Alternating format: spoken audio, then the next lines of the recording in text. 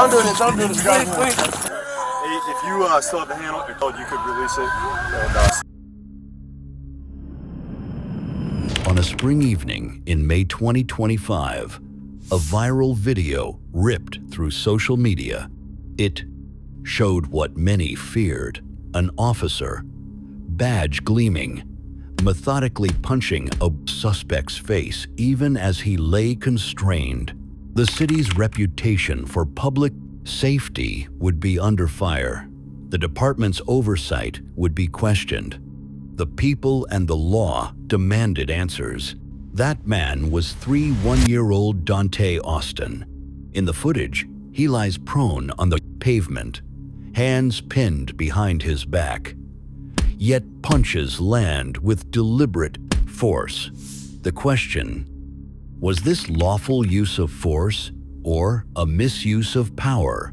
Officers had been dispatched to an apartment complex in East Akron, near Coley Path and Crane Walk, responding to reports of a domestic disturbance and erratic behavior. The caller said, "He's attacking a woman. He's smashing things."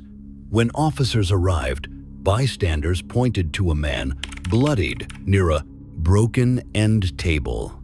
That table, witnesses said, had been used to shatter a car windshield. As officers approached, Austin flees. Police say a taser was deployed. He falls. The struggle begins. In the chaos, one officer's punches land at least 5 times to the head and face, all before the suspect is fully restrained. Barely seconds pass on screen, but their impact lingers. In a nation grappling with police accountability, the video becomes a flashpoint. Akron's police chief promises an investigation. The independent police auditor demands transparency. Citizens march. Questions swirl. Why so many blows? Was the force proportional? Did policy or culture allow this? In the legal arena, Dante Austin faces charges resisting arrest, obstructing official business. Simultaneously, the public and civil rights advocates prepare their own case that this was not control, but cruelty, that a city must answer for the actions of those sworn to protect. Tonight, we peel back the layers, from the initial call to policy failures, from the body cam close-ups to courtroom strategies, from public outrage to possible institutional reform. This is not just the story of one night, it is the story of a city at a crossroads. This is where the video slows down in public replays. 2 officers converge. One grabs Austin's arm. Another tries to control his legs. According to the department, Austin tensed and pulled away. Then, in the body cam's raw clarity, an officer mounts from behind and begins punching. 1, 2, 3, 4, 5 quick blows to the head and face. The suspect is on pavement, partially pinned. Each strike is met with gasps from bystanders.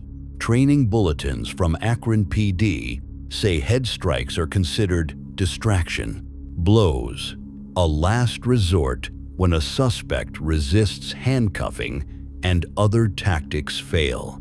But internal critics, including the city's own independent police auditor, Anthony Finnell, have warned for years. Strikes to the head carry high risk of injury and can escalate rather than control. Akron Police Chief issues a statement. The officer's actions are under review. Bodycam is released early, an unusual step meant to preserve trust. But release brings its own storm because even with full footage, the punches are hard to justify to the public eye. This isn't the first time Akron has faced scrutiny. Only months earlier, the city settled a lawsuit over another punching incident passenger, Jordan Ellie, alleged unconstitutional force. And in 2022, the fatal shooting of Jayland Walker put Akron PD under national glare. Each event chips away at public trust, fueling demands for reform and external oversight. When the video went viral, the case moved from a routine arrest to a courtroom flashpoint. Prosecutors filed obstructing official business and resisting arrest against Dante Austin, describing him as combative and refusing lawful commands. Inside Akron PD, the Office of Professional Standards and Accountability, OPSA, launched a formal inquiry. Investigators reviewed every frame: body cams, dash cams, neighbors' cell videos. They compared the officers' actions to General Order 7.1 use of force, which labels head strikes as high risk only when lesser means are ineffective. At the same time, independent police auditor Anthony Fennell issued a public statement. Head strikes can cause life-altering trauma and should be an absolute last resort. Akron must scrutinize whether its training, culture, or supervision permits otherwise. He referenced at least 4 prior head strike complaints in the last 2 years, including a Jordan Eli lawsuit that cost the city a settlement. The mayor convened community leaders, pastors, and activists. Town halls turned tense but remained peaceful. This one arrest mirrors a national struggle, balancing officer safety with civil rights and asking how much force is too much. In Akron, the punches were not just 5 strikes, they were decades of distrust condensed into seconds of video. The outcome, whether through criminal court, civil suit, or policy reform, will shape how Akron polices itself. It will also signal to other cities wrestling with similar viral force incidents.